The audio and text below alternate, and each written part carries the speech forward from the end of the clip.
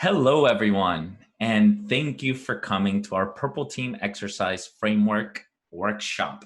My name is Jorge Orchilles, and we really appreciate you being here. The first question I always get, and someone actually already posted it, is, will this be recorded? The answer is yes. And are there slides available? And the answer is also yes. So I actually just tweeted, so if you look me up at Jorge Orchilles, you will see the slides as well as a bunch of references, right? A lot of this that we've done is not net new. We've been working on this for many, many years. So all the references are there and you can follow along. So go head over to Twitter, check out that tweet. The slides are on SlideShare. You'll see it's about 60 slides and all the references are there as well. We are covering the Purple Team Exercise Framework, so you should download that. It's a 19-page document that shows you a process for performing Purple Team exercises, which is something I've been doing for the last few years. And I recently joined Scythe to lead and be the Chief Technology Officer here, where one of my main jobs is to give back to the community, understand what our customers are looking for, how they're using our product, and really building an ecosystem of sharing of TTPs and adversary emulation techniques. So we'll cover that a little later. I did write the Purple Team Exercise Framework, so that was just released for free for the community. You should download that. Another thing I've done is I'm a co-creator with Bryson, our CEO, of the C2 matrix. The C2 matrix, I'll cover briefly here, only one slide, about the command and control matrix. Prior to joining Scythe, I worked at Citi for 10 years, an entire decade, exactly 10 years actually, at the end of May.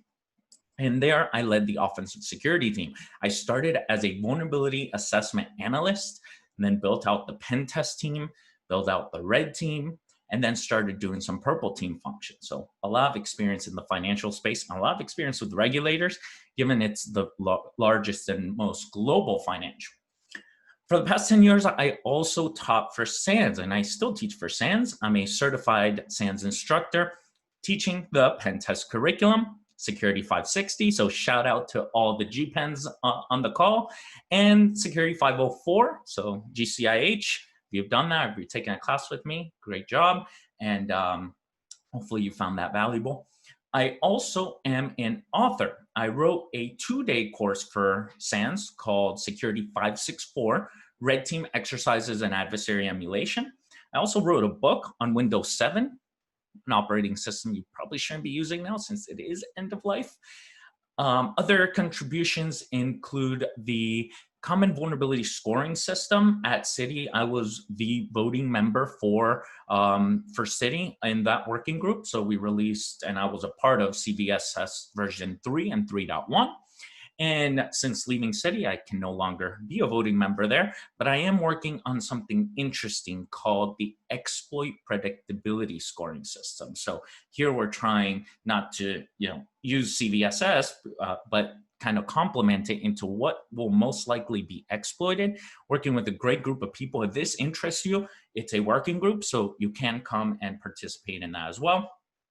As part of the financial institutions, I worked with the Global Financial Markets Association and SIFMA, writing a framework for threat-led penetration testing. See, what happened was, being a global institution, we had multiple regulators asking to do these adversary emulations, and just doing 10 of them per year is not really feasible. So we wrote a framework that takes from all the other ones and hopefully allows one exercise or one big adversary emulation per year to meet the regulatory requirements. That framework is free and it's open for you to download. Again, that's the Global Financial Markets. And then I'm an ISSA fellow, honored that I was given that last year. I love ISSA, that's Information Systems Security Association. I actually found both of my security jobs at Terramark before Citi and at Citi through networking there, so big shout out to them. And I'm also part of NSI, which is the National Security Institute, as a visiting technologist fellow. So that's a little bit about me. Now let's get to it. we're going to talk about purple team. You see the slides are purple. I'm wearing purple, although these lights I have in front of me right now make it look blue, but it is a purple. It's all purple. This entire 2 hours are going to be about purple teaming. And what is purple teaming, right? How hard can this be? My 6-year-old daughter can tell me how to make purple, and it's so easy, right? You just grab red and mix it with blue and you have purple. Like, well, why do we need to listen to George for 2 hours about this, right? And I generally try to start at my attempt with humor. So, just get red and blue and work together, there's Mike Tyson. He is back, by the way. He will be fighting. So interested in that, and obviously interested every time he talks. It's a funny person to hear. But it's not really like that, right? We think that it will all be great, right? Thank you to the stock image of people in meetings. Oh, y'all remember when we could all go to meetings and interact with each other? Yeah, I don't remember that either. And look at all those smiles, right? It's like everyone working together, and yeah, probably not how it goes, especially if the red team was mean before and they didn't really care about you or you as being the blue team, and all they wanted to do was win. This is what it might look like. So how can we fix that? Now, I came from an organization where we did just that. We evolved. We thought it was all about getting in, going full cyber, like Jake Williams likes to say. And soon enough, we learned that that was not the way to do it. You need to collaborate. When you collaborate, you have efficiencies. You can fix things and make security better for your organization. So instead of being adversarial, even though we are doing adversary emulation, it's not about being adversarial with the blue teams and the red teams. And purple teaming is for everyone. It's not just about the red team teaching the blue team. The blue team also teaches the red team. It's really everyone working together to level up. So this is our agenda for today. We're gonna first cover the purple team exercise framework. This entire webinar is going through this framework, so you should definitely download it.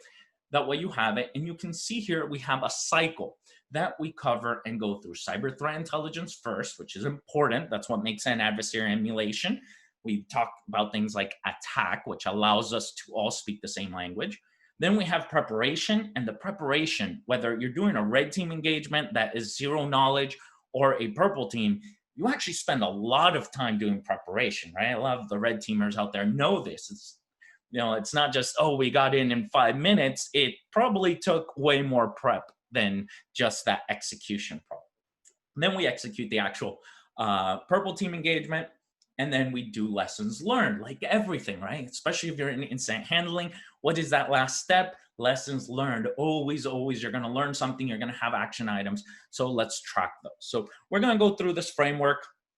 We're going to cover a lot of things. And again, it's recorded. So hopefully you can take this and propose a purple team exercise in your organization, get the buy-in, and show the value. So do download the framework so you can follow along. It's available at scythe.io/PTEF. You can download that, and you'll be able to follow along. So high level. A purple team is a virtual team. There's actually only one organization I know that has a dedicated purple team. Had an excellent conversation with them, and really, all of this evolves. So it was interesting to see. But for most organizations, this will be a virtual team where the following teams work together. The cyber threat intelligence team. This is the team that does research and provides threats that have the capabilities, the opportunity, and the intent to get into your organization. So if you're in the financial sector, you're going to have different adversaries that you're going to want to emulate than if you're in healthcare, right? And we're going to cover all that. The red team is the offensive team. They're the ones in charge of doing the emulation, right? Of actually creating some payload, executing it just like an adversary would. And then you have the blue team, which are all the defenders, right? Security Operations Center, the hunt team, the DFIR folks, that's digital forensics and incident response, and you might have managed security services. Some of you might not have these teams in-house, and that's totally fine. We can accommodate for all of that so that you can still do some purple teaming. Someone here asked what the link was again to download. So I am typing it here for everyone to see. It's scythe.io/PTEF, the Purple Team Exercise Framework, PTEF. So again, at a high level, an exercise, a Purple Team exercise goes something like this. You all meet virtually nowadays, but could be in a room, and your cyber threat intelligence person or an exercise coordinator or the red team, really depending on who's live and who can do this, will present an adversary that's likely to attack your target organization. You go through the cyber threat intel, you understand how that adversary operates, and you cover the TTPs, the tactics, techniques, and procedures that that adversary has been observed doing to other organizations in your same sector or region. Then you deep dive into a particular set of TTPs and you go over technical details. So everyone's listening in on this, learning about this adversary. Some people are going to have more experience than others. Maybe the defer folks read some report somewhere. Maybe the red team has emulated this before. Maybe the blue team has been in the front lines, has seen some of these TTPs. That's all great. We're going to share that. And this step 2, it's a tabletop discussion. That means everyone there will share what they know about this particular TTP, thinking, hey, we probably have this control that would stop this one procedure. Or we have this forensic data that we might be able to acquire, and we would then be able to identify other systems that this TTP ran on. And you have that discussion, right? This is the collaboration part early on. Then in step 3, you have your red team that emulates that TTP, and they show it, right? They'll be prepared, and that's what we're going to cover today, is how to be prepared to then show how that procedure is actually done. And they share the screen. That way everyone sees and learns from the adversary view, if you will. And then our blue team, whoever's partaking here, could be the Security Operations Center, the Hunt Team, DFIR, all of them, go and they follow their processes. They follow their playbooks or their run books or however they call them in your organization to detect and respond to that TTP. So you give them some time to do this. Then they share their screen. And now it's the time for the red team to learn how the blue team works. And maybe the DFIR folks are going to learn from the SOC. And the SOC's going to learn from the Hunt team, etc. And they share on screen, this is step 5, how they identified this particular thing. Like, look, the proxy logs clearly show this. Or look, I got this alert on my SIM. Or I got this log on my endpoint. The forensics folks can say, well, look, if I pull memory, I can run this volatility script and tell that they ran Mimikatz or that there's this established connection out. And you share the screen. You take turns going through this. Then you document these results. What worked? Was everything here caught? Was something maybe logged, but it didn't alert? And maybe we should tune that. So if you can tune it live, perform that adjustment or tune that security control to increase your visibility. So if you know for sure that that particular TTP is bad, then turn that log into an alert. Or maybe start a response. In which case, the red team will then repeat that TTP and see if the new tuning has allowed for someone to initiate a process or to catch this particular bad actor at this particular step. Then you document any feedback, any additional action items, maybe something should have been working but didn't, maybe something worked great. One of the times we ran and got a C2 running, and within 30 seconds of us getting that shell, it showed up in the main dashboard of our Security Operations Center in 30 seconds. So it went from like a proxy log all the way through a log aggregator to a SIM to a dashboard in 30 seconds. That's awesome. So you document all this. You don't just document the bad. You document the good, the bad, everything that occurred. There's action items, you document those. you document lessons learned, and then you repeat step 1 and go through for the next TTP. And you do this over and over until you do all the TTPs that were proposed for that threat actor. So sounds very simple, right? But there's a ton of preparation to do this. So let's take a step back here first and talk about how we got here and where we have evolved and seen ethical hacking mature. Now, this particular maturity model we actually just released. You can see the link there at the bottom. This model is how I've seen it in the past 10 years. And again, my experiences are at a large financial, talking to other large financials through things like FSISAC, and also talking to my students for the past 10 years. That may come from smaller organizations, some are consultants. So while this is the maturity model I've seen the most, your organization might not follow it exactly, and that is perfectly fine. But at the highest of levels, ethical hacking has always been an assessment of a technology to understand if there are vulnerabilities. So we started many years ago doing vulnerability scanning. We would take an IP address or all the IPs in an organization, right? And hopefully they had an inventory. You get those lists of IPs, you get those lists of apps, and then you run an automated scan against it. An automated scan can be done through a multitude of tools. You have Nessus, Nexpose, Qualys, right? There's so many of these, and not saying anyone's better than the other. They're tools. You can evaluate your tools and decide which one's the best.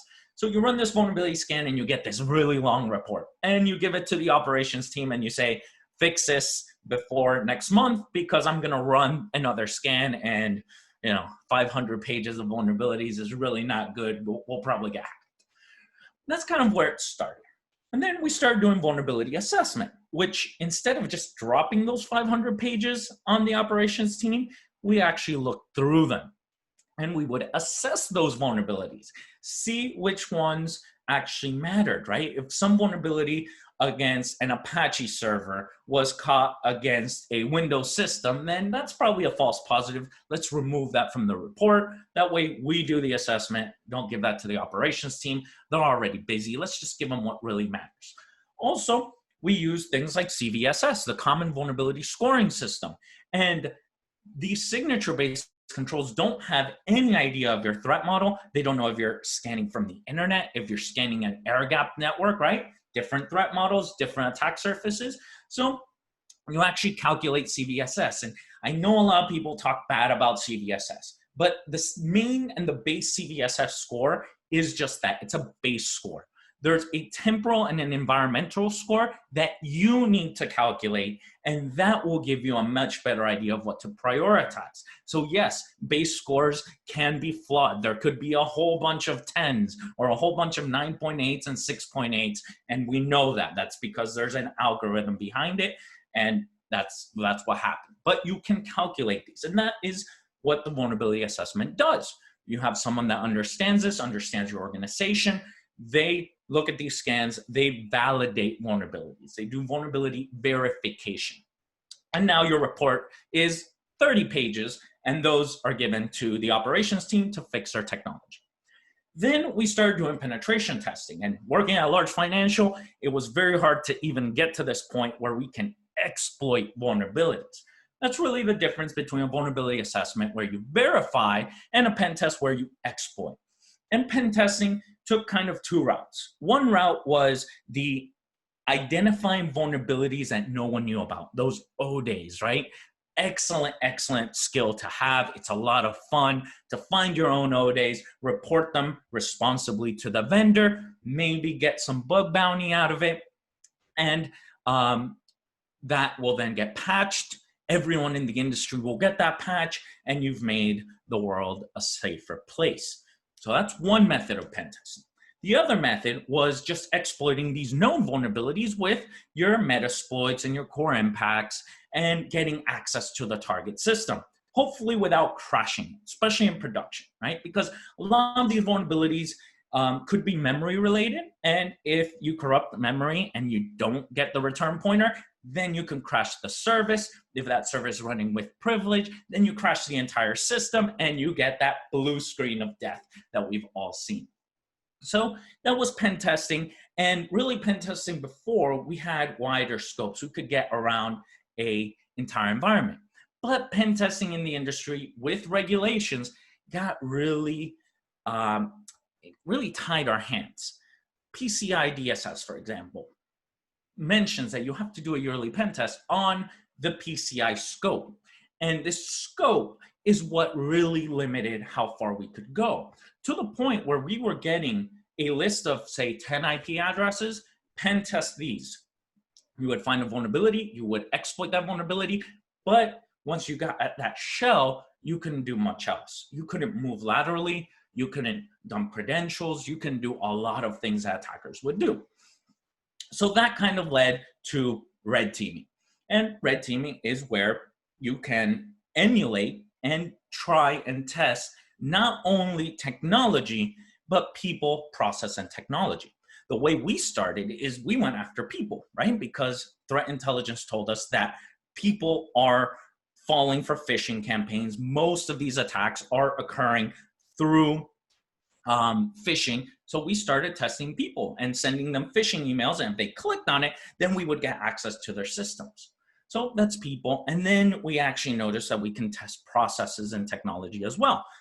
If we do a phishing campaign, someone reports that to the phishing mailbox, then how is that action? Do they go after that? Do they look at what other email addresses got that same malicious email and block those, right? That would be a process. We would also be testing the people to see if they were actually noticing this and reporting it, and if the blue team was actually actioning when someone reported a phishing campaign.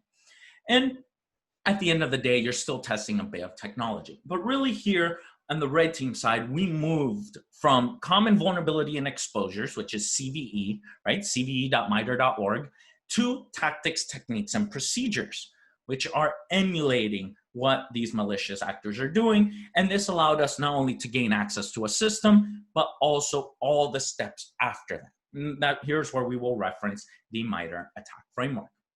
Now, we did that for a bit of time and realized that we were still just giving the blue team reports of what went wrong. And that's when we decided we need to start working together as a purple team. Let's collaborate. Not only will I do this red team engagement and get access to a network and move laterally and phish people, etc., but I will show you how I did it so that we can work together. And then really the end point here, or where we will continue to evolve, and you see that there is an arrow after adversary emulation because we will continue to evolve. I don't know what the next step is, but we will, is doing adversary emulation. That was bringing in the cyber threat intelligence team so that what the red team was doing were TTPs for actors that matter. Now, I do want to mention something about assumed breach. Tim Medine from Red Siege has an awesome presentation on this. He did it at Hackfest. He actually did it yesterday again. And it's phenomenal because he's a consultant. And when they call a red team to come in, the consultants spend a lot of time gaining initial access, which is great. That means we've improved, but they're generally still getting that initial access. However, it takes like 70% of the time that was allocated for that assessment. And initial access is only one of the 11 MITRE tactics. So you're spending 70% of the time on that first tactic, and you don't have time to do the 200 plus other techniques. So you're not getting the most value out of that. If you are a mature organization, you are operating under the assumed breach model because you know that you're going to get breached, right? Or you already have seen a number of incidents because you have detections, and that is the assumed breach model, is we will start already inside and focus on what the attacker will do. The other reason for this is that there will always be vulnerabilities. Every second Tuesday of the month, Microsoft releases patches. There's new exploits all the time. There will always be new vulnerabilities. So really the initial access is an infinite space while once you get inside, you are more confined to a number of things you can do. It's still a lot of things you can do, but why don't we test those? And that is where we are today. So can't have a red team talk or mention red team without going into definitions. And shout out to everyone on Twitter that loves debating this. For red team, I will say a definition is a team that tests assumptions. This came from military terms, and they do quite a bit of exercises. You can look at some of the history behind red teams, and in the commercial space, we have taken that and really moved it forward. But I want to distinguish red teaming in the fact that it tests people, process, and technology, not just technology. It also tests for detection and response over just prevention, where in a pen test, you may be finding vulnerabilities and exploiting that vulnerability. That's a preventive control. In red teaming, you are moving past that, gaining access, and now testing the blue team. So your customer is really the blue team. You can see a quote here from the Red Team Journal. They had been around since '97, saying that red teaming is the practice of looking at a problem or situation from the perspective of an adversary. Now the blue team, we love our blue team as well. I personally worked at a security operations center before. I did 10 years in offense, so don't think that I don't know that side. I actually worked at a company called Terramark, and we were the pilot for the Global Services Administration, GSA, hosting what is now called cloud computing. We had and worked with VMware in what we call the enterprise cloud, and we were hosting this website called whitehouse.gov.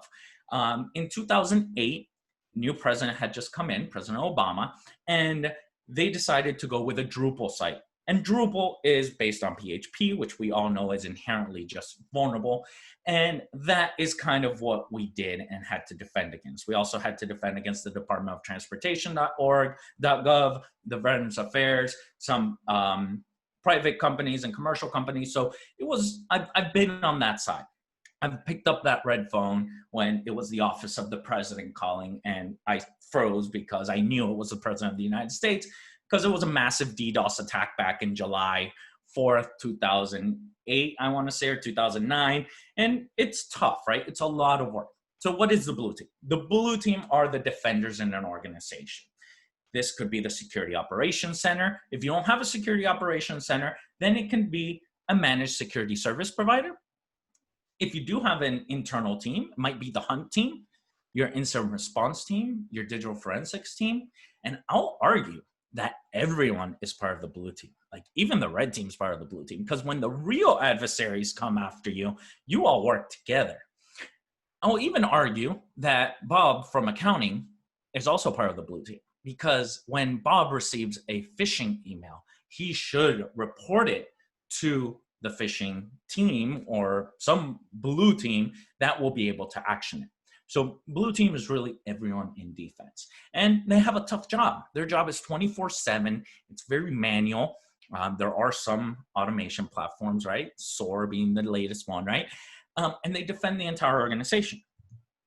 And then adversary emulation. I was actually talking about this today on LinkedIn, so shout out if you're on the call, about are red teams only adversary emulations? And I will say that they're not. I will say that adversary emulation is a type of red team engagement. You can have other types of red team engagements and exercises.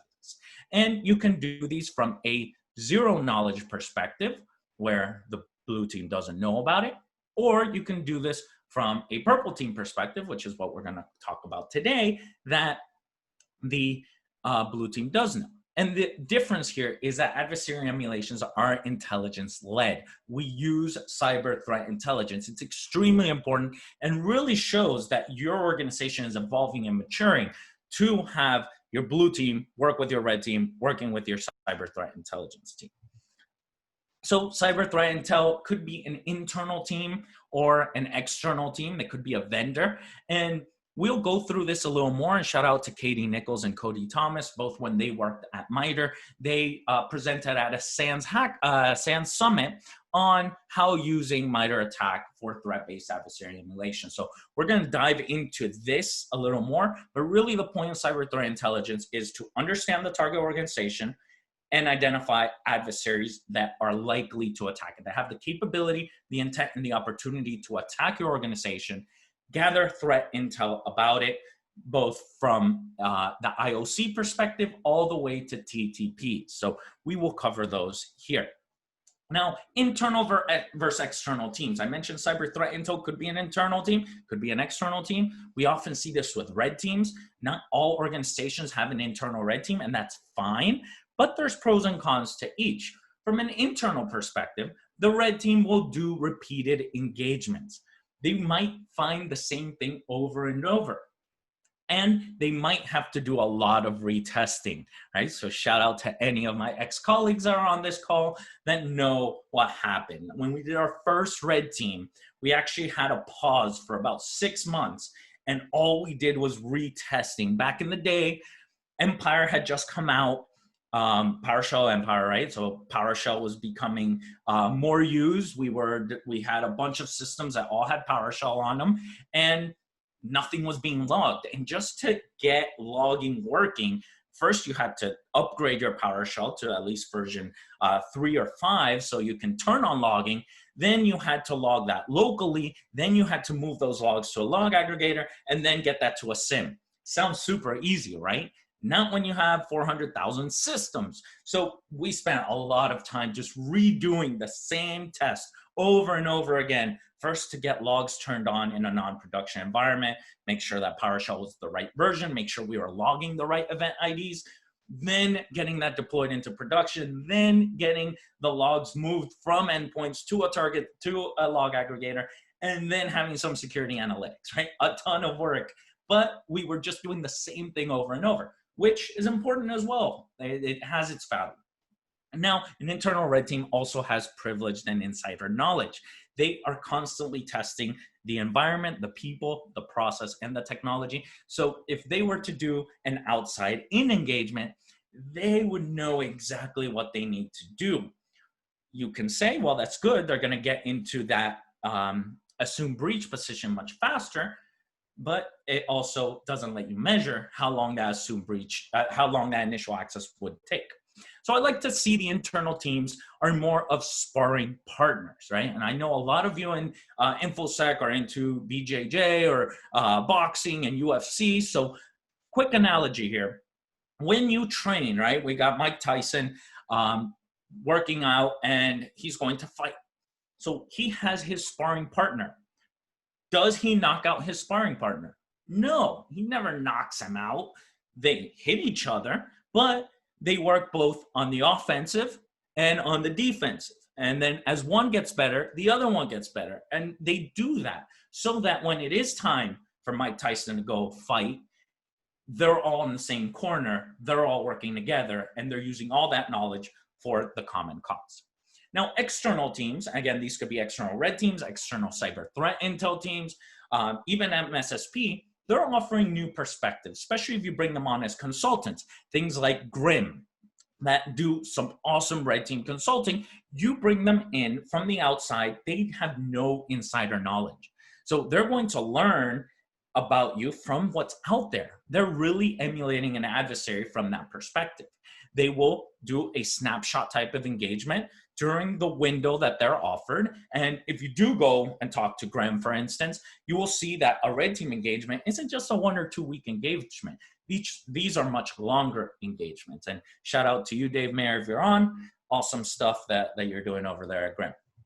So let's move towards a purple team, towards that sparring partner, right? And that's what we are here today to build this process, right? So a virtual team, functional team working together to improve the defensive security posture.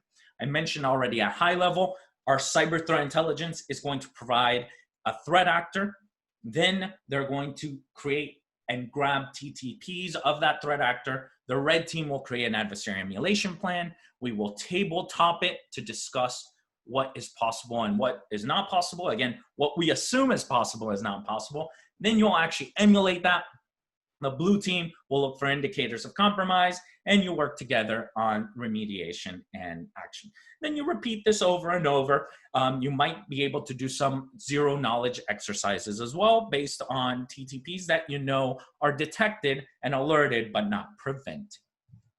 So lots of goals and lots of reasons why you would do a purple team exercise. I put this here. If you've never done a purple team exercise, all of these are opportunities for you to do an exercise. You can say, let's try this attack chain against the target organization, or let's train the defenders. We have new folks that join the Security Operations Center, or we're migrating MSSPs. So let's train them in our environment.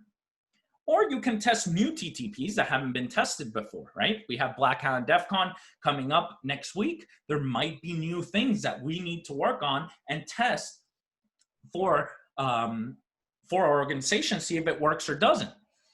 You can also test for processes. I mentioned the simple one of sending a phishing email, see if the person reports it to a phishing campaign, phishing email, and then what action happens. We actually did one like this where we submitted this phishing campaign on our own. We actually created a domain that was doing trademark infringement on our organization. It was stealing credentials. We sent that in time, from the time that we reported it to the time it was entirely taken down by the team.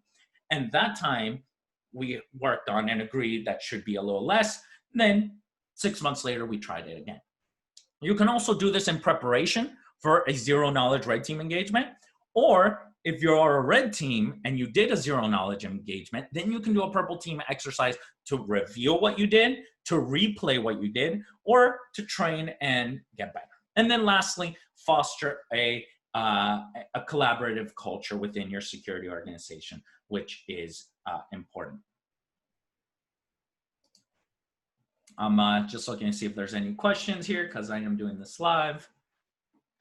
And I think Christine's answering a lot of them, so thank you. So methodology. So we're here going to cover the purple team exercise framework. We're going to start with cyber threat intelligence, then cover preparation, then execute and do something. I have a number of different test cases here that I'm going to show you, and then lessons learned. So if you don't want to use PTEF, you want to use something else, there's the cyber kill chain.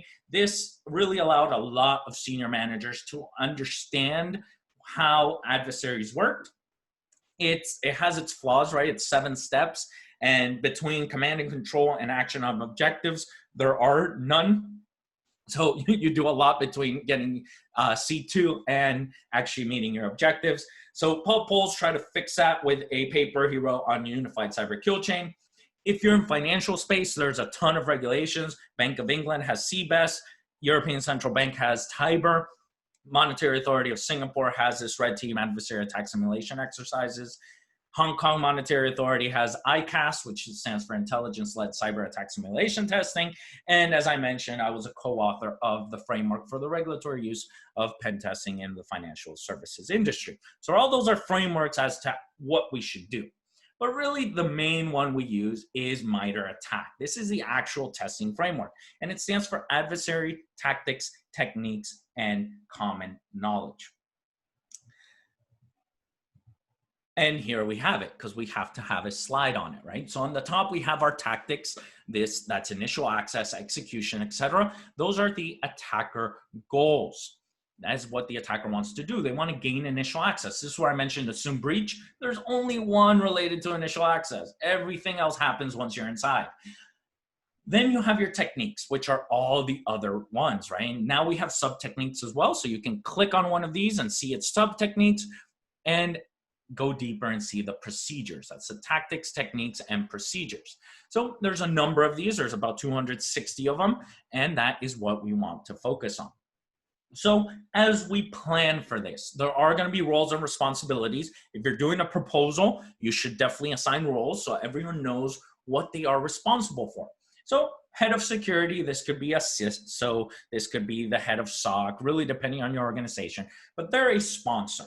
They're going to approve this exercise and a budget. Then you have cyber threat intelligence. They're going to provide the cyber threat intel. You have the red team and blue team managers, which are going to assign people to leave their BAU, their business as usual processes and everything they have to do as far as operations, to go and attend this exercise so that they learn. So you need them as stakeholders as well, or sponsors. Then you have the red team, which will be the team emulating the adversary. You have your blue team, which are all the various different teams that do defense, that do security operations center, etc. And then you have a project manager. And I highly, highly encourage you to have someone that is a project manager as the exercise coordinator role. This is very important because we're going to bring a lot of teams together. And if you assign this to any one of the teams that should be collaborating with the other, maybe that relationship is not there. However, if you bring in a project manager, they establish new relationships with everyone and they get things done. So highly encourage an exercise coordinator.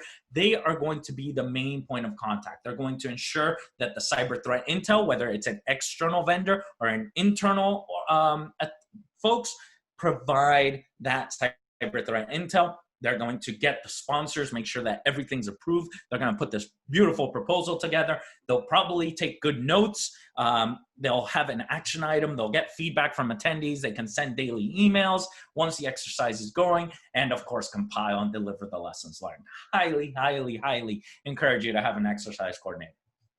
So sponsors. The sponsors are the ones that are going to approve this exercise. So you need to get their buy-in. It's good that your senior management is technical. I had the benefit of having a very technical CISO that understood all of this. So our approval was very easy. I know that is not the case for many organizations. They'll look at a budget and see that you need to take 5 people out of their day-to-day job for a week or a couple days, or they'll see that you need to buy an enterprise tool or use a consulting company to help you do this, and they have to approve that. You'll have your goals and your scope all documented, and then you need members of various teams out of their daily routine to come and participate in this. If any of these are external teams, then it's also going to cost money. So sponsors are important. Ensure they get their buy-in. Generally, the first one will be the lowest budget exercise you do, but you're going to show so much value in it that you're going to be able to do others after that first initial one. Someone asked here, what do you think about Vector? Is it useful? And yes, the answer is yes, 100% Vector is super useful. I'm going to show you Vector here after we do our execution. So time requirements. Some of these run for 1 to 5 days. Our first one, I think, was a 4-day exercise, mostly hands-on keyboard, right? This is going to be very technical. You're going to actually be emulating something in an environment while the blue team is identifying it. So you need a lot of preparation. I put 2 to 8 weeks here, 8 weeks being the most I've seen an exercise prep for. The actual exercise lasts a couple days, maybe a week, if you do maybe a day per week, and eventually you're going to want to operationalize this. But in this case, we're talking only about the exercise. And lessons learned, generally you have that document ready and out within 2 weeks. Don't exceed those 2 weeks. So we start with cyber threat intel. We have the cyber threat intel. If they're coming from the outside, if you're hiring someone from the outside, they first need to understand the target organization. Then with an understanding of that target organization, you can identify the adversary that has the opportunity, the capability, and the intent to hack your organization. So if you are in the financial industry space, you have a whole list of people that try to attack you, right? The whole fin groups. If you are in healthcare, you have some others like Orange Worm and Deep Panda. If you're doing COVID research now, you have Cozy Bear to deal with, right? All based on cyber threat intel that I've read recently. Then you need to gather all this threat intel. And that's where the cyber threat intel analyst really thrives on. They're really good at grabbing all this threat intel. Then you need to extract TTPs, because for an adversary emulation, you are focused on tactics, techniques, and procedures, the attacker behavior. You will grab those TTPs, extract it from the cyber threat intel, analyze it and organize it into a threat profile, and then you create an adversary emulation plan. Now, of course, you emulate the adversary. So again, shout out to Katie Nichols and Cody Thomas. Also, shout out to Eric from Envisio. He wrote the security 599 and 699. He actually gave me most of these icons and allowed me to use them. So I'll teach. Types of cyber threat intel. So David Bianco has the infamous pyramid of pain, which is all the different types of cyber threat intel you might get about a particular actor. You might get IOCs, indicators of compromise, that are hash values or IP addresses, domain names.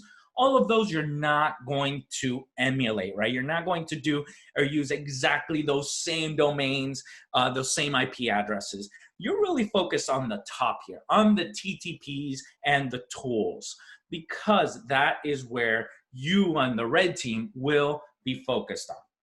The tools, we'll cover a number of them. We have the C2 matrix that has 51 tools right now that allow you to establish command and control and do and emulate a number of these techniques. And again, we want to focus on the behavior. Now, the pyramid of pain really says that from starting at the bottom, it's easier, trivial to find some of these in your environment, but getting to the top, it's more difficult or tough to identify adversary behavior. This applies the same for red teams or adversaries. It is tough for a red team or an adversary to change their TTPs and change their behavior, while it's very easy for them to change a hash value or an IP address. We'll show you how to do that. So extracting TTPs, for anyone on here that is CTI, then you know what I'm talking about, right? You see these cyber threat intel reports. They have a lot of information. This I took from my SEC 564 class. There's a particular threat actor that we look there, and we actually go through an exercise of pulling out TTPs. And you see there's a paragraph with a lot of information. But there's various different types of threat intel here. There is AutoIT, which is a software. There is PowerShell, which is a technique, now a sub-technique actually. There's an IP address, which we wouldn't care too much about, but we can see that it uses HTTPS on port 8080. That might be important for us. We see other tools like PowerSploit. We see signatures and hash values, which we're not going to emulate, right? We don't need those hash values. They're not very important for us. We want to focus on the TTPs. Another thing you can do if you don't have your own CTI team is use Attack Navigator.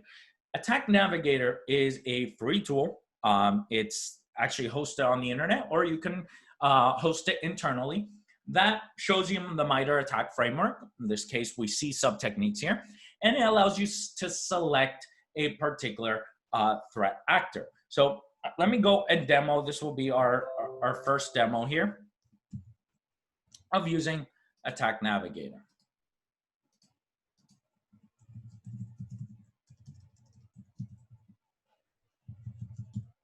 So this is Attack Navigator here. And in this case, we are going to pick a threat actor. We're going to do APT33. I chose APT33 because I saw the audience list. There's people from all over the industry, from all over the world. So I chose APT33 because they're an Iranian threat actor. They're also used and talked about quite a bit earlier this year with the assassination of Soleimani, an Iranian military personnel that was assassinated by the US. So we use this selection controls tool up here on the top right. We go to multi-select, and we can just pick APT33 and select it. You see how some of these are now highlighted. We can go over here to technique color and just change that to red so that we can see a little better, right? And there are sub-techniques, so pay attention. If there's any number here, that means that they're sub-techniques and we have to expand them. So you see here, we start expanding and expanding. So this is just initial access and execution. We can go through and really get known TTPs that this particular threat actor has used. So this is for APT 33, which we will show you and actually do. Then you need to analyze and organize that. Even if you use Attack Navigator, you want to create a little table because senior management understands tables. In the table, you can have a description, what is this adversary? Why does it matter? Well, this is an Iranian threat actor. And it matters because we're an American company, and Iran mentioned that they are going to attack us. They will retaliate. We just don't know how. And cyber is probably one of the methods that they would. What's the objective of this threat actor? Well, to gain access and do something. And then you break it down by tactic on the left and various technique IDs on the right. This gives you a very easy on the eyes, right? You're not showing your senior management this entire attack navigator screen because it's difficult for them to understand. You show them this. Now, one of the things that we're doing is called Threat Thursdays. It's a weekly adversary that we choose. We introduce the adversary. We consume the cyber threat intelligence. We map it to MITRE ATT&CK.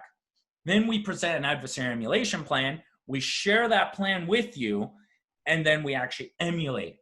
And then, of course, at the end, we talk about how to defend against that adversary. So if we pull up here, Threat Thursday, we have APT 33. So let's dive in a little bit more. We have some cyber threat intelligence about this particular actor. We can see where to pull other cyber threat intel from Symantec, from Trend Micro, etc. If you want to read more, then we offer the Attack Navigator. This is a JSON file that you can pull, and we create the threat profile for you. So you have the description and the tactic here with all the different TTPs. Then we cover how to actually emulate it. So in this case, we talked about doing PowerShell for discovery. So even if you don't use Scythe, you can run PowerShell and just run PowerShell with this part, not with the Scythe commands in front of it, and you'll be able to do lots of these. You can actually see that right here. We cover how to do a lot of this. In this case, we covered lateral movement as well, moving from one target to another. They did persistence through a service, so we covered how to create a service. And then there's a video of me explaining how to do it.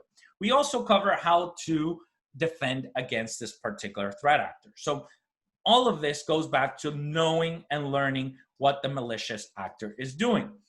So here's our threat profile. This is APT 33. This is an adversary that's likely to target us and what we're going to be doing here today. So, of course, read through this, but you can see how they get in, how they do command and control. We can see they use port 80 and 443, HTTPS and HTTP and HTTPS, and then they do a lot of different things once they get initial access. So it all comes down to TTPs. You've got this threat actor from your CTI team. They said this actor is likely to attack us. Now you have to plan and choose which TTPs you're going to do in the exercise. You want to choose TTPs that are not being prevented, because if the red team tries something that's prevented, sure, you're going to show that that doesn't work. Maybe pick one or two just to make the blue team feel good that there is some sort of prevention going on. But really, you want to focus on things that are logged. TTPs are detected and TTPs that are alerted, because we're here focusing on improving people and process as well, not just the technology. So choosing this and doing a quick tabletop with the managers is a great idea. So you have this threat profile for APT 33, and now you're going to sit with the red team manager, the blue team managers, your SOC, your hunt team, your DFIR folks, and you're going to say, okay, the first TTP, do we have any visibility? And let's say HTTP over port 80. Do we have visibility of that? Of course, we have outbound proxies. We will know any HTTP connection that goes out over port 80. Okay, what about HTTPS? Well, it's going to depend. If you go out through an IP address, it's going to give you an invalid cert. So we're going to block that. Okay, good. Let's test that to make sure that's valid. What about HTTPS over a domain? Well, depending on the domain, it might, if it's depending on what it's categorized, we may or may not have visibility. We might have encrypted visibility, or we might actually have TLS decryption. Okay, and what about something like running Mimikatz? Oh, we should definitely be able to catch that. So you go through here as a tabletop with the managers to select which various techniques and procedures you're going to try in this exercise. One of the things the red team will then have to do, and this is all part of the planning and preparation phase, is determine what tool to use. So based on that threat actor, based on APT 33, they will then need to figure out which tool to use. So there's the C2 matrix, a command and control matrix that shows you a lot of these capabilities. So if you know that you're going to target a Windows system, you can go over here on the top right where you see agents and filter out by Windows. And then you know you want to do HTTP, you can filter out by HTTP. And you can figure out if you need to do domain fronting and filter out by that. So there's actually a questionnaire on the C2 matrix that allows you to choose through that. There's also a slingshot. So if you've never installed one of these, say you don't have a red team, which is perfectly fine, you can still do some of this. You can download the SANS Slingshot C2 Matrix Edition virtual machine, which comes with 8 C2s already pre-installed. And we have a how-to site that explains how to use these particular C2s. So we go to c2matrix.com, you can go ask, and here you can say, I need multiple users, I need HTTP, I'm going after Windows, I need to be proxy aware because we use proxies, I want custom profiles, I want to be able to have some jitter, and domain fronting is important. So there you have a list of what you can use. Or you can jump off and say, I need logging, which you might need.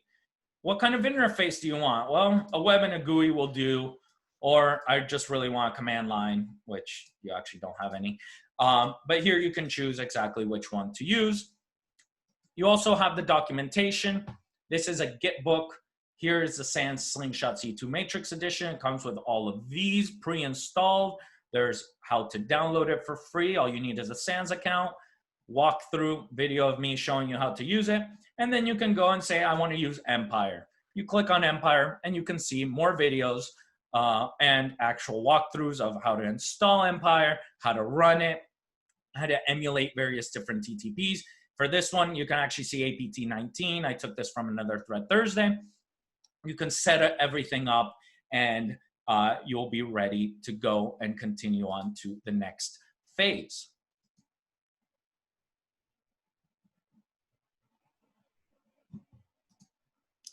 You then want to have a plan. You can create these plans. I like APT3's emulation plan. It's just so pretty. And a lot of people understand like, oh, phase 1, you have to set up your C2. Then you have to create the payloads. Then you're going to compromise the host and you're going to do these things. So great to use. And we'll actually show you some of our playbooks. So logistics, you need to pick a location. And this is if you're doing an in-person exercise. The first time I gave this talk was at the SANS Purple Team Summit. And the way that we figured out how to get the red and blue teams to collaborate and be friendly to each other involved sending everyone to the same location, inviting them out for drinks, for food, letting them play CTFs together, right? Doing all these things to create that collaborative culture. Now, we have COVID. So you can't really travel, or you shouldn't be traveling. If you do, wear a mask. And you might not be able to do this in person. So how can you do this remotely? Well, you choose a platform. Choose something that everyone can install on their systems. Zoom, GoToMeeting, WebEx, whatever you use. See if everyone can use their systems to log into that, because sharing the screen is going to be very, very important. So just make sure that you can do that. If you're doing physical, do consider some things like travel approval. Yeah, us technical people that never travel don't think about this. Yeah, you actually need travel approval, and which means you probably need a corporate credit card so that you can expense things. And there's logistics and policies around that. Also plan to arrive a day early. Don't be that person that missed it because a flight was delayed, because some tropical storm is gonna hit you in South Florida this weekend and you didn't plan for that, right? Plan ahead. Get a training room. So one thing that I will note is that a conference room that fits 8 people doesn't actually mean it fits 8 people with their laptops and is ideal for what you're doing, right? So look at the rooms. Maybe a training room might be better. Remember, everyone's going to have a system. Some people are going to have 2 systems, 2 laptops, and make sure that everyone can actually share what's going on. So logistics is important. This is the non-technical part of this webcast.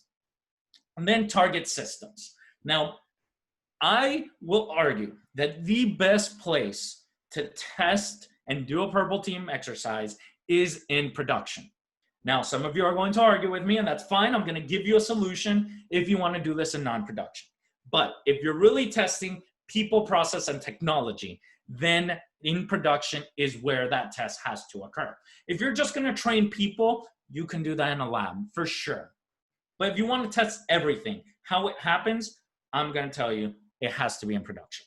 So what do you do? Because you don't want to actually compromise a system that's being used by someone else, is you go and you request, you provision production systems for this exercise. So the system will be in production, yet the only use of this system will be for your purple team exercise. Aha. So what do you need? You need exact images of the various systems you have in your organization, right? Endpoint operating systems, that's probably where you want to start, right? We know a lot of these attacks start through phishing. And where do people read phishing emails? On their endpoint. So grab those standard endpoints, right? Grab 2 of each, because if you do hose one, which happened on our first exercise, you don't want to be scrambling to get another system, right? So get at least a couple systems. Hopefully most of you are on Windows 10. I think everyone skipped Windows 8, just like we skipped Vista. But if not, get those. And then if you have Windows 7, you get a Windows 7 machine, because if you still have that, you should probably be detecting more than on a Windows 10 machine. If you run Linux, grab some Linux endpoints or some Mac systems. Obviously, all this requires budget and money, especially those Macs, right? Because you can't just virtualize them. You might want physical systems. Also virtual systems, right? VDI is common. Terminal services or Citrix, any of that. And then server operating systems, right? Whatever you have in your organization, get a couple of these as well. This is all part of the budget, and that's why we're still talking about preparation. Next, security tools. Make sure that these new systems that were just provisioned have all the security tools, right? This sounds obvious, but I can't even count how many times a new system was provisioned and it didn't have the latest patches like other systems had. It actually needed 8 reboots before it was similar to the other systems. Or it didn't have the forensics tools deployed because forensics tools are deployed 5 weeks after, right? Or the image acquisition tools aren't there. So just make sure all that's there and make sure it's reporting to the right place, right? So anti-malware, anti-exploit, antivirus, all that should be going to some production dashboard. EDR, if you're using endpoint detection and response, make sure that's there, that's running, that's reporting. Also look at your network traffic. Is this system going out through the proxy? Are those proxy logs going through correctly? Are you seeing all the network traffic, right? All of these things, you might actually even find problems right before, or process issues before you even get to your exercise. Then create some target accounts. Again, you're going to be compromising systems and executing things there. You don't want to do that on a real account. So whatever your organization calls it, service account, functional ID, secondary user account, get those. Get those, and those are the ones that are going to be logging onto this target system. Make sure that those accounts have access to the internet. Some of you are able to block access through GPO, and maybe a secondary account shouldn't have access to internet. Enable that. Get access to email. If you're going to send a phishing email, you need email. Some processes and organizations are different. Just to make sure you're not compromising real credentials and real systems, yet you're still doing this in production, which is the important part.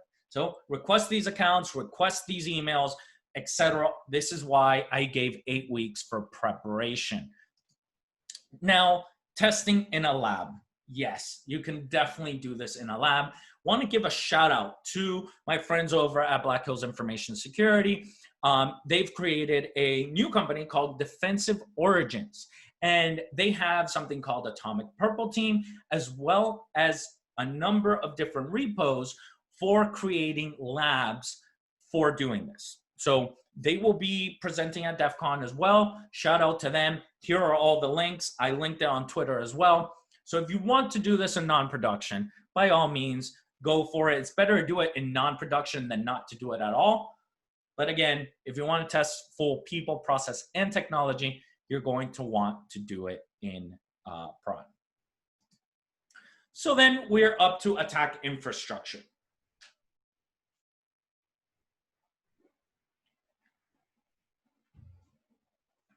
So attack infrastructure, very similar. If you're a red teamer, you probably go through all of this in all of your engagements. If you're not a red teamer and you're setting this up for the first time, well, welcome. This is a lot of prep that happens on the red team side before we do engagements. First, you need to choose and procure an external hosting provider. If you're testing things like command and control out to the internet, if you are testing a number of these different TTPs, you're going to want systems on the internet. You can also have internal systems, and I'll cover that in a couple slides. Then once you choose, in this case, I'm going to be using DigitalOcean for a relay. I'm going to be using Google Cloud for my C2 server. Then create the virtual machines, do operational security, only allow access to these machines from your systems, only allow C2 connections from your target environment. Set up any payload delivery sites if you need to do that, if your C2 framework doesn't allow that.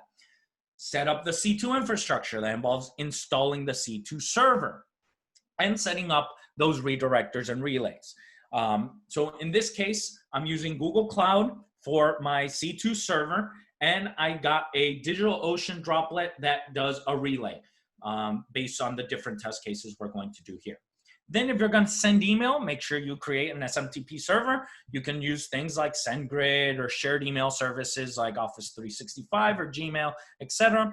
Or you can set up your own SMTP server. If you haven't done that in a long time, things have changed. And you will need to give that time to build reputation and make sure you can send emails inside. Then you need to purchase domains, right? This is another part of where this will cost money. Generally, a domain is a little less than $20.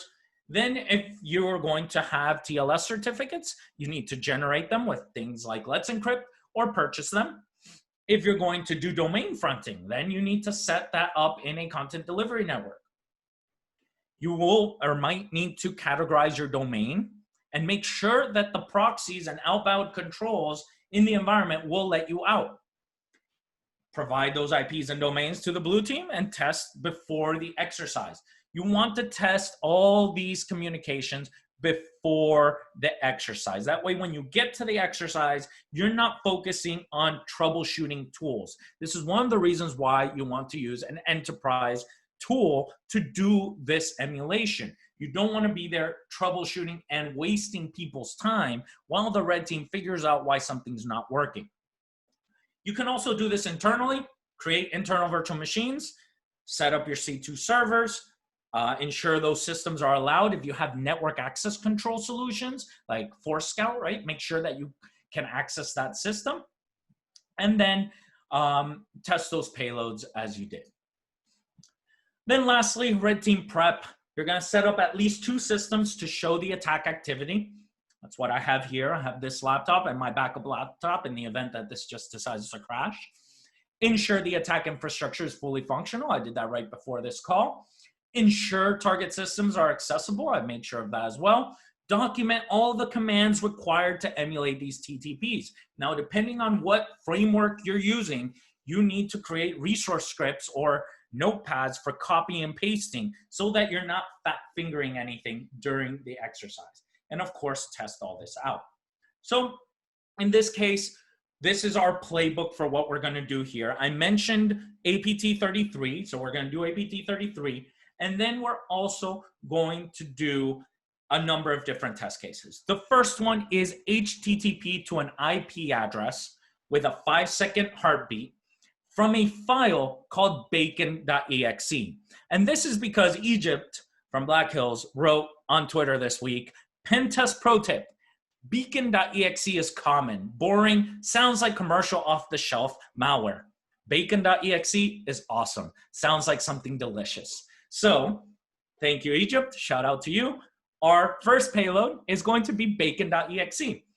It is going to be executed with technique 1204, subtechnique 002, which is user execution of a malicious file.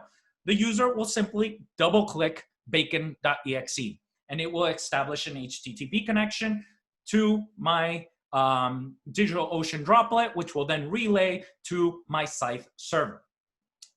Test case 2 is HTTPS. This time we're going to execute it with a DLL. That's a signed binary proxy execution with the run DLL32 technique. And here's how I execute that: run DLL32.exe, bacon.dll, platform client main. And then the third one will be HTTPS to a domain instead of an IP, also a 5-second heartbeat. And the reason I chose 5 seconds is because we are doing this live, and I know no one's going to have the patience to wait more than 5 seconds for a remote connection to come in. And we're going to execute this with command and script interpreter, in this case, PowerShell. Now, if you do take and copy and paste what you see here, it's not going to work. While it is currently live, there's an ACL in place that will not allow your IP to access this particular site and download this payload because it is a live payload. So let's, again, switch over and take a look at the prep. So in this case, we are going to use Scythe. Scythe is a Purple Team platform. It allows us to do this over and over and over again. So I'm logged into Scythe here. I go to campaign list, and I see the 5 campaigns that I've created for this exercise. I mentioned HTTP. We click on that campaign, and we see that I've tested this before with some other systems. We can look at the campaign details just to make sure we have everything in place. We have a IP address that's going to go over port 80 over HTTP, right? So this is the part where the red team is showing the blue team and everyone what it's going to happen. The heartbeat is set to 5 seconds. The payload just has a controller and a loader. It has a PDB. This is the PDB, and this is the timestamp. We then go back to campaign list. Let's look at HTTPS to an IP address. So we look here, we show campaign details, and again, a Windows payload called HTTPS. It's using HTTPS. It's going to an IP address. Again, 5-second beacon, has a controller and a loader, and it has a different PDB and timestamp. I would expect the defer team to be able to pull this information out and tell it to all of us. Then HTTPS to a domain. Again, very simple campaign where we use HTTPS, and we're going to madrid.scythedemo.com. And again, just doing a controller and loader with a different PDB. That means that once we run the first one, if any forensics are done, it shouldn't be able to stop any of our other campaigns. Now, I did mention APT33. APT33 does a whole lot more things. This will be the last one we run because it does do a lot. It does Windows, HTTPS to an IP address, and then once it connects, it's going to run through a number of TTPs. These TTPs are all part of our adversary emulation plan. It's going to take a print screen. It's going to run Who Am I? It's going to steal from the clipboard. It's going to start a keylogger. It's going to get sysinfo. It's going to get process information. It's going to load services. It's going to load ARP. It's going to pull what's in the documents folder. It's going to run some unmanaged PowerShell. And it's going to look for any shared connections. So all of this are our plans. We did this ahead of time. We've created these payloads. We've tested them. When I go show you them, I'm just going to double click and they're going to work. So SOC and hunt team preparation, what do they have to do? Well, the SOC and the hunt team will validate that the security tools are indeed reporting to their production tools. Remember, these are new systems. We gotta make sure that they are reporting and logs are getting aggregated and whatnot. We're gonna make sure that the attack infrastructure is accessible, that the attack infrastructure is being decrypted to test that TLS decryption and interception. We're going to verify the allow list and make sure that the red team can access their payloads. And we might also look and take a look at our threat hunting playbooks, which I'll give a shout out here to Cyber War Dog. excellent person, works at Microsoft right now, and there's this great resource for threat hunting playbooks. For DFIR should do some things as well. For example, can the DFIR team just pull memory and forensic information from any computer they want? I would imagine the answer is no, because they really shouldn't, right? They would have to create some sort of test case or a case or incident. Create that. Mark it as an exercise. Mention what artifacts you're going to be grabbing. Now, some forensics tools take a long time. If we look at some of the systems we're running, we might have 64 gigs of memory on them. It takes a while to do that. So you might want to do some live forensics, right? Just to move this purple team exercise quicker. If it's an in-person exercise, or leave this as action items. Maybe do some live forensics and then leave the actual forensics for later. So all of that was preparation. I mentioned there's a lot of preparation. It's taken almost 60% of the time of this webinar just talking about preparation. So we're finally there. It's the day of the exercise. If you're an attendee, that's awesome. You haven't had to do anything up until this point. You now join this meeting and you know you're going to learn and do some awesome stuff. So we kick it off. Generally, a sponsor should kick it off. If you could get your CISO on there or the head of security, have them go and motivate the attendees. Say, listen, all of you are here because you are awesome. You all serve various different purposes, and we want to train you. We want you to work with different teams. You do some excellent red teaming, but you don't know about blue teaming, so let's change that. Or you do some great SOC work, let's show you how the attacker rules work. We're all here to work together and explain the flow of the exercise. So what's the flow? Here's where we dive a little deeper into how things happen. So first of all, Cyber Threat Intel or Exercise Coordinator Red Team will present the adversary. What adversary are we doing? APT33. Let's go over APT33, right? And I've already done this in this webinar, but if we want to do it again, we can pull up APT33 over here, say, APT3 is an Iranian threat group that's been carrying out operations since 2013. Their main objective is to establish persistence to partner and suppliers of targets and then mount supply chain attacks. We can take a look at their techniques and what they're doing. Did I close my Navigator window? No, I did not. This is what they do. These are the TTPs. This is how it works. They send a phishing email with an attachment or a link. They also use valid accounts. A user would then execute a malicious file or a malicious link. It then runs PowerShell and Visual Basic. They also create scheduled tasks. They do persistence with registry keys, etc. So you go through all of these, explain all these things. And then you discuss it, you tabletop it. So SOC, how do you think we would detect this? Well, if it's coming in through email, we use Proofpoint, and shout out to Proofpoint and their work on Emotet. That was our Threat Thursday this week. And I got to meet with Sharad from Proofpoint talking about what Emotet has been doing. So shout out to them. So Proofpoint will detect this email coming in, especially if they do it as an attachment, we'll definitely catch that. Then if a user executes an executable, we should have some sysmon log. Great. Let's document that. Let's make sure that that happens. Great. Now the hunt team. What do you think you can find? Well, if they did these particular TTPs, we'll be able to look in Splunk and find some of the things that are happening there. And then DFIR can say, okay, if we get memory, we will be able to see that there's some established connections. Now it's time for a red team to execute the TTP. They're going to provide the attacker IP, they're going to provide the targets, and provide the exact time that all of this is happening. So let's do this live. For the attacking part, I'm going to go here, and we're going to say the first thing we're going to try is HTTP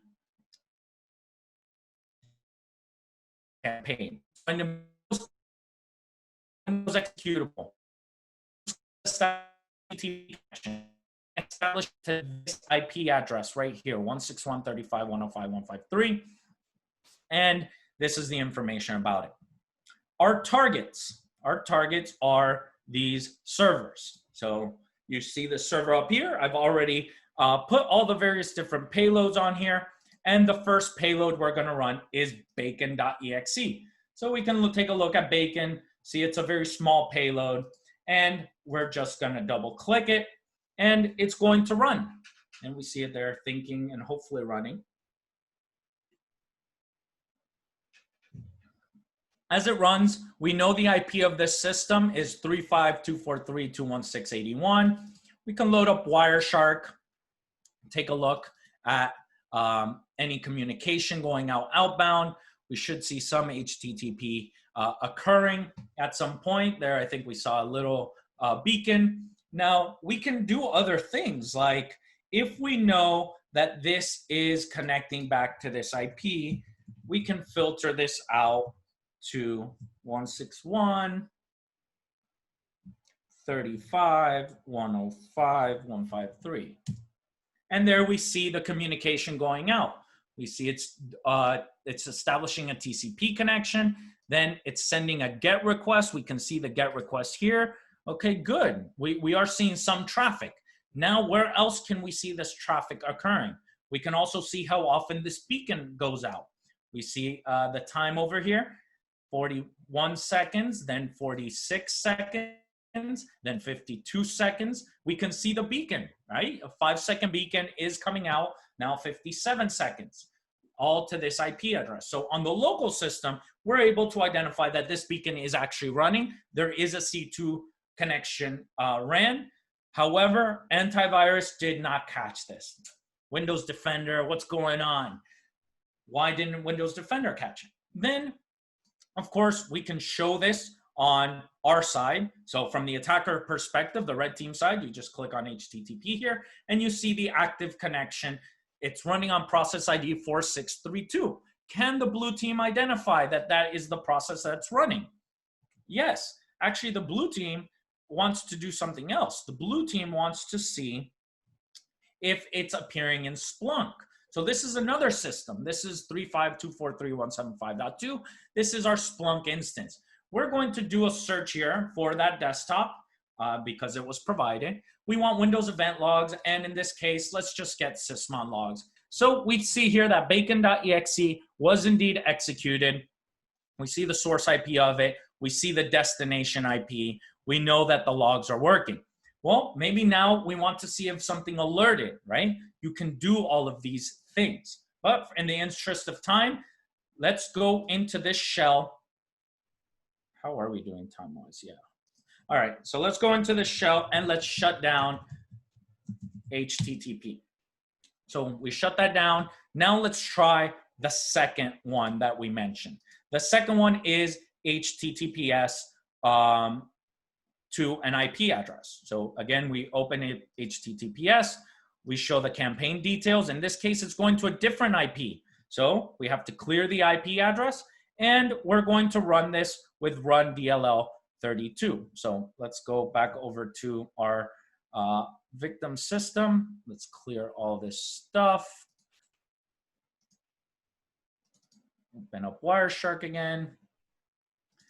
And now we know that it's going to call out to 35.229.19.7. So is there already an established connection? I'm thinking I do have some connection already established, but anyway, let's run this one with run DLL. So again, we look at our run books, we go to our desktop, and we're going to do run DLL 32.exe. We're going to run bacon.dll as this is T218, right? This is one of the other MITRE attack techniques. Let's see if there's any visibility here. So we ran that. We can go over and see if that worked. Yes, it did. HTTPS IP is over here. And we see a new active process on this, on process ID 332. Now let's go back over to Splunk. Let's refresh this. Let's see if we find this particular one.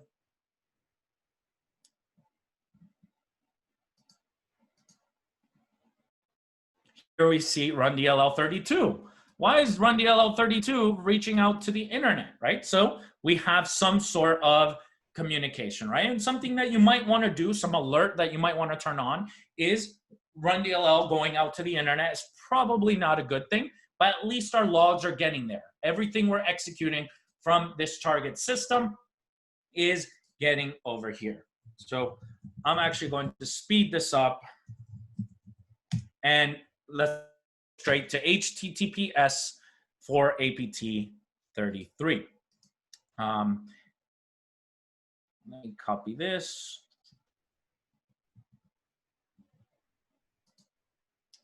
So in this case, we can just, should I do PowerShell? Let's do let's double click it because we don't have that much time. So I'm going to double click APT 33. And now this one's a lot more fun because we're going to see a lot of things that are going on. So for instance, it steals from the clipboard. This is typing some really sensitive things that and I'm going to highlight this. I'm going to copy it as well. Same thing. We go back to campaign list. We see APT 33 is active. We can show this to the blue team as we're executing. We can say, look, it's currently running. It loaded print screen, and look at that. It took a print screen of the target system. Would we be able to detect this TTP? This is T113. What about running who am I? In this case, I ran who am I, and we see that we're actually an admin user, and it's going through and loading things. Right now, it's loading the clipboard. Again, all of these are various, there's our clipboard. This is me typing, and it goes through every 5 seconds. It gets a new keylogger right now, so we probably, let's type more things so that the keylogger grabs it and shows it for this awesome demo that hasn't failed. Did I just jinx it? And it goes through and it does all these things, right? I ran sysinfo, we're showing that. All of these are TTPs. Again, they are mapped back to attack. So as it goes through that, we will jump back into our presentation. So now someone asked about Vector, and I love Vector. We actually just recorded 2 days ago a Security Weekly, which will go live soon. And I want to show you what we've been working on. So Vector is an excellent, excellent tool for tracking and seeing improvements on these exercises. So, so I ran through a whole bunch of stuff. Now, let me show you how cool this is. We go to reports, we download this APT 33 report. We go here into Vector. We're going to create a new one called APT. Actually, let's call it Purple Team Workshop. PTEF. We're going to create a new assessment, and then we're going to import the logs that I just downloaded. The logs from this, exactly this report. So it's importing that. We submit this. Here's APT 33. And this is an import of the CSV that we just ran straight into Vector. And look how it breaks this up by the different things that you did. In this case, we did a lot of discovery, as you saw, but it also did some execution and some collection of things like clipboard, keylogger, print screen, etc. So it has it all there for you. And then down here, it has each and every one of these various items of what was executed. So we can go into each of these in real time and say, run DLL, or I don't know, I'm just going to pick one, input capture was indeed detected by sysmon. and it did not have an alert. And the defense is here where endpoint protection. And we can add various detection information, etc.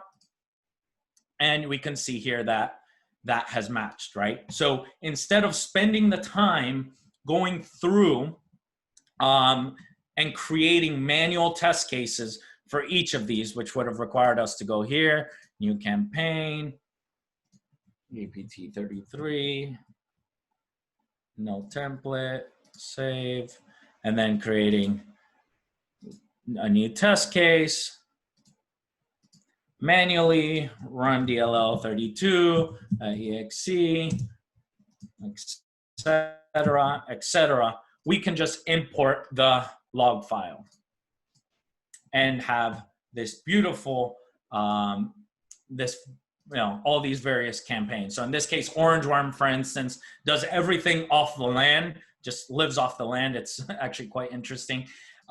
You have them all there. So you definitely want to do something that that logs everything. In this case, we did a ransomware. You see defense evasion, command and control, execution and impact, all logged here, all imported. And this allows you to track everything a lot better. So use Vector. There is Scythe and Vector integration, as you saw. Then share the screen if the TTP was identified. Document the various different results. Document what you need to work on. Vector is a great place to do all that. Make any short-term adjustments, and then move on to the next TTP. So we just did that for a variety of different test cases. We did HTTP, HTTPS, and APT33. And then you get to the lessons learned. So you should always have a dedicated exercise coordinator assigned.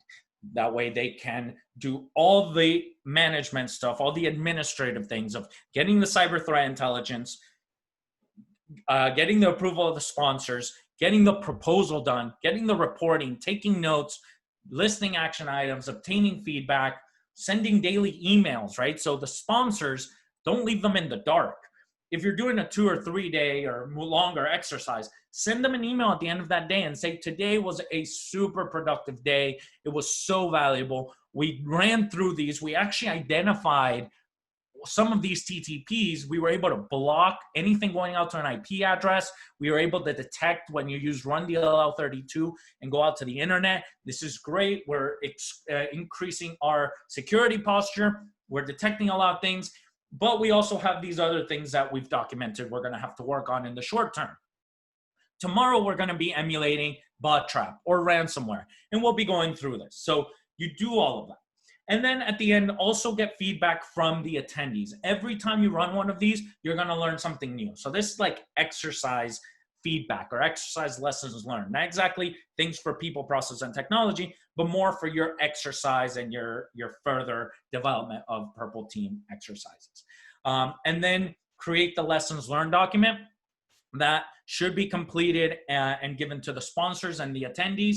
If you have action items, assign those action items correctly and keep doing this. Vector allows you to do and show some historical trending of these various different ones. So let me actually jump over to a different database and just, let me see if it's this one. We can go to reporting and we can show how we have done, let me find historical trending.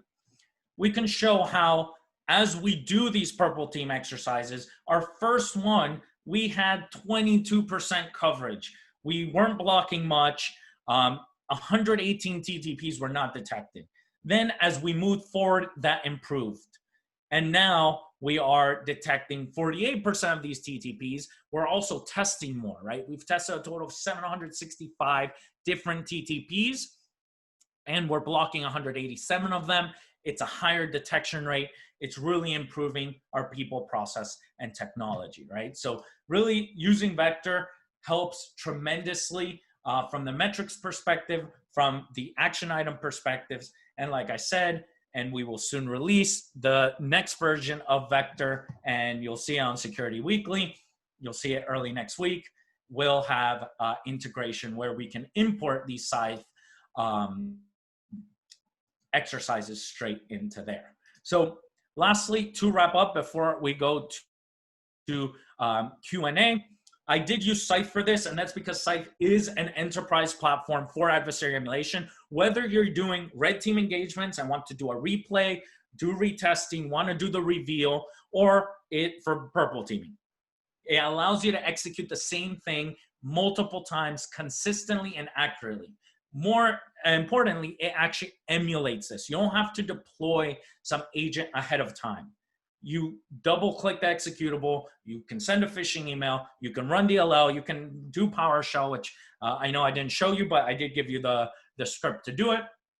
And it will do it consistently every time. If we want to test this TTP again, what do? We literally go back to this system and we double click it again, and it will execute again, and it will run through a second time. We can go over here to campaign list, go to APT33, and see that we now have another active session that is going through the exact steps again.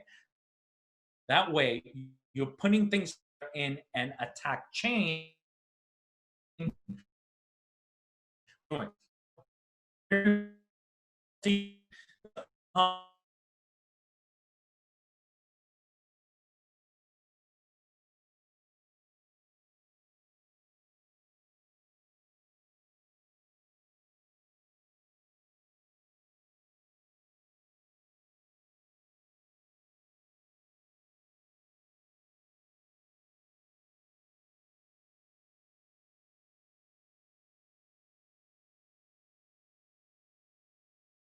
SDK, which means that you can create your own TTPs and share them with the community through the marketplace. Now, the marketplace is going to be an ecosystem where researchers and enterprise clients and consultants can all share these different TTPs. So we're not really going after exploitation, right? It's not bug bounty. It's more like TTP bounty. You're going to be able to share these TTPs with other folks, create these campaigns. The campaigns we already share in our community threads. So I didn't show that, but in our GitHub, you can see here various community threads. So APT33, the one I just ran, you can pull up right here. It's a JSON file, and it has all the steps for APT33 to be emulated, along with things like MITRE attack tagging, both to the tactic and to the techniques. So we're very excited about that. We have an event coming up. It's a free unicorn conference, our very own unicorn conference on August 20th. So do register. We have, it's going to be very purple team. We have Olaf, who created the threat hunting Splunk app, doing the first keynote. And then we have John Strand, who you might know from SANS, the owner of Black Hills Information Security and Active Countermeasures, doing the second keynote. We're also going to have a number of folks talking about modules that they have created. Like Tim Medine, for instance, is creating a Kerber roasting module. So he's going to talk about what Kerber roasting is, along with how to use that module so that you can test and see if in your organization there is any detections for things like Kerber roasting. So it's going to be a ton of fun. Do register, scythe.io/unicorn2020. And thank you all for your time. I left exactly 15 minutes for Q&A. So let me jump over to questions and answers and see what we got. Go ahead and ask. What is the key differentiator between red and purple teaming?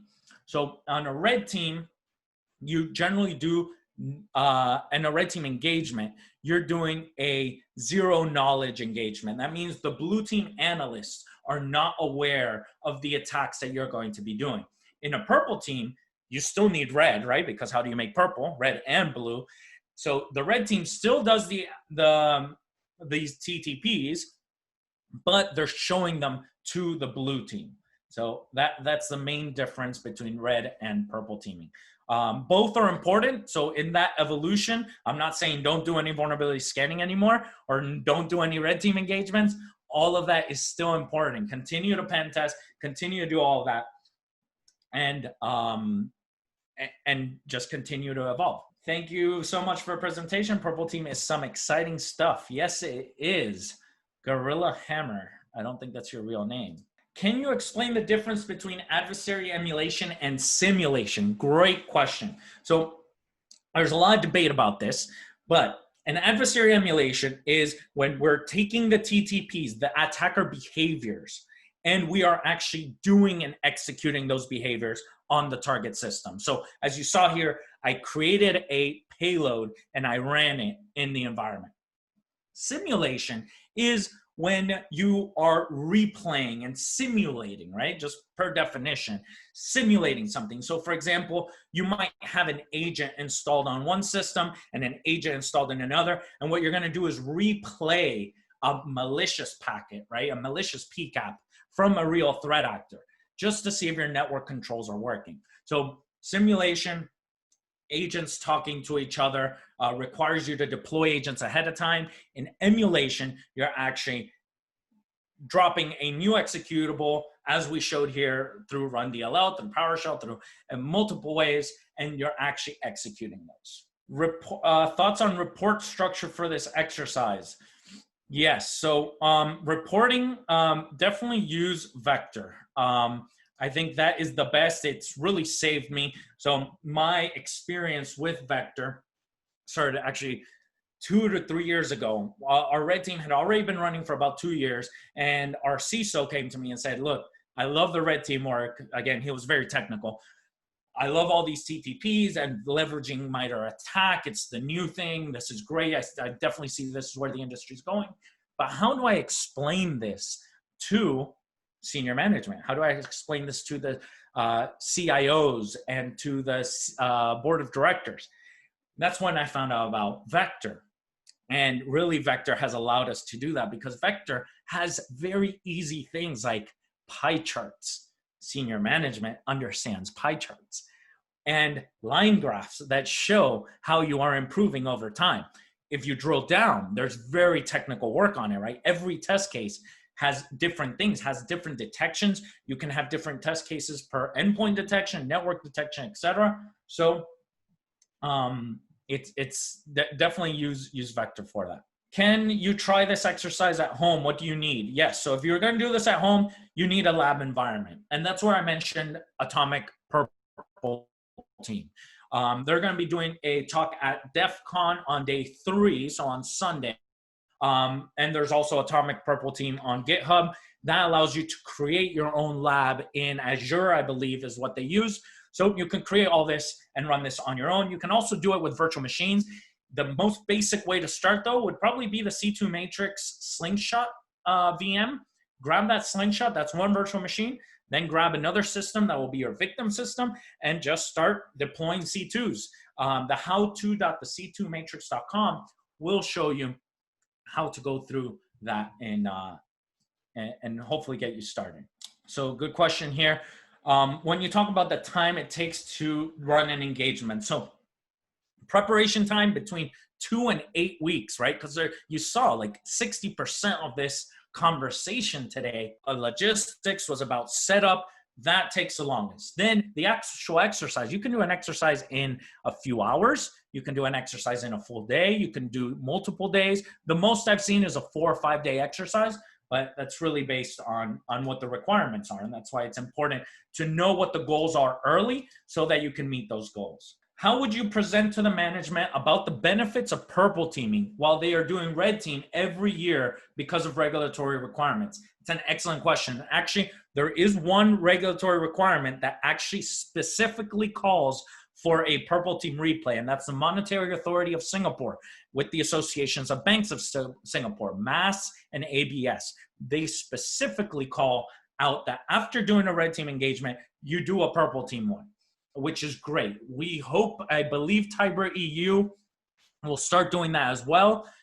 You definitely should do that. What we ended up doing was 1 quarter, if you will, don't get hung up on the 3 months, but in 1 3-month period, we did a no knowledge engagement, a red team engagement. And then the other 3 months, we do a full knowledge, a purple team.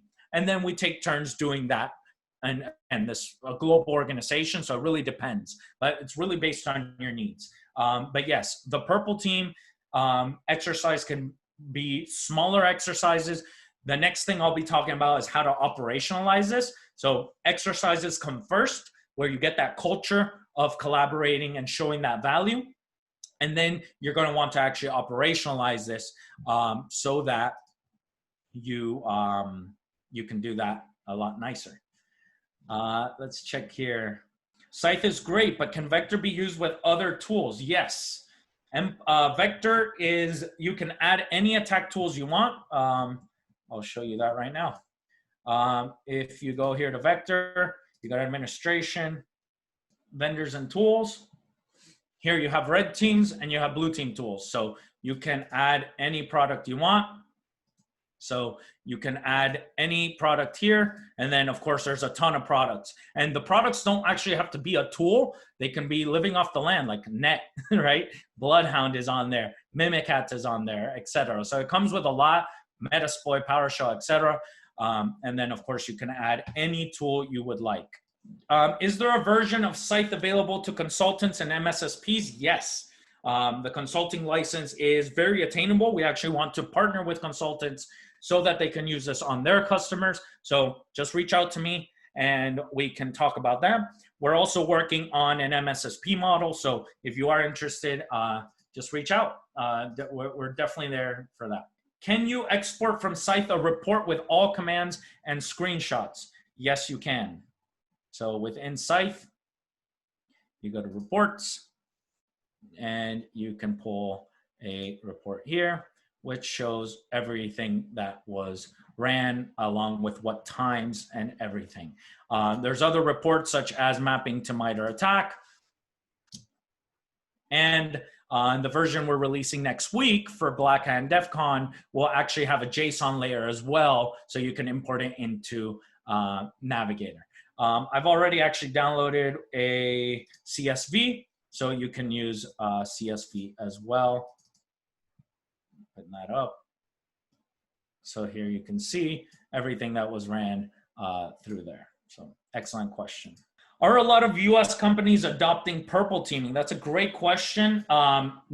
It's new, and a lot of organizations, so enterprise organizations, which are the ones that are adopting Scythe the most, they get it. They've had a red team for some time, and now they're going in and doing purple teaming because everyone has realized that these efficiencies work. It's not eliminating the red team. It's really just giving the red team a tool to help them focus on their research while replicating the same tests with Scythe. Smaller organizations might not even have an internal red team, and that's fine. You can actually use Scythe, and a blue teamer could be able to do this. So you can jump straight into doing purple teaming without actually having a blue team, because creating a new campaign is extremely easy. You select here what campaign you want, what C2 you want to use. If you want to do DNS, which is super slow, but it's good for long haul, HTTPS. And then here you can create whatever you want to run. So say you want to run Mimikatz, you just click here and you can see it has created this automation. If you want to map to MITRE ATT&CK, you go here and you literally choose what TTPs you want to run, and you add those steps right here, and that gets tagged. This one in this case was Atomic Red Team, as well as MITRE ATT&CK tagging.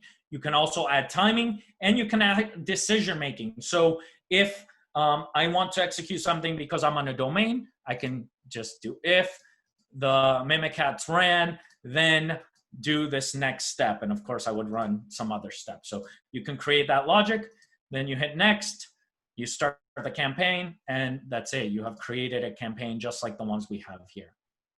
What do I think about Caldera? I think Caldera is a great tool, great initiative from the folks at MITRE, but it's something that you would only run in non-production. I don't know anyone that has executed in production. So if you have, definitely reach out to me. I would love to see how you implemented that. Is there a good resource to look for adversaries in various sectors? Yes, the MITRE ATT&CK site is probably the best starting point.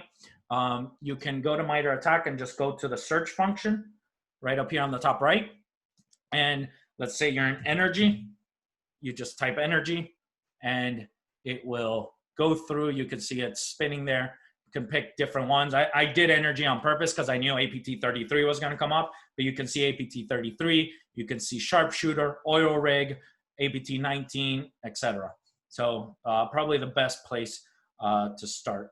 And with that, we're actually at the end of time here. So again, I want to thank you all for your time. Thank you for spending these 2 hours with me talking about Purple Team exercises. Hopefully you find the Purple Team exercise framework to be valuable. Please let us know. Tag us and follow us on Twitter at Scythe_IO and at Jorge Orchilles. If you have any other questions, we will be doing an encore at DEF CON. So we will be doing this exact same talk in a couple days on Saturday, I believe. So hopefully you come out and ask more questions there and keep sharing this. Keep moving the industry forward. And if you have any questions about Scythe, we offer consulting services as well. If you would like help, if you'd like me to be the red team for your first Purple Team exercise, just reach out to us and we're here for you. So really appreciate your time and have a great day.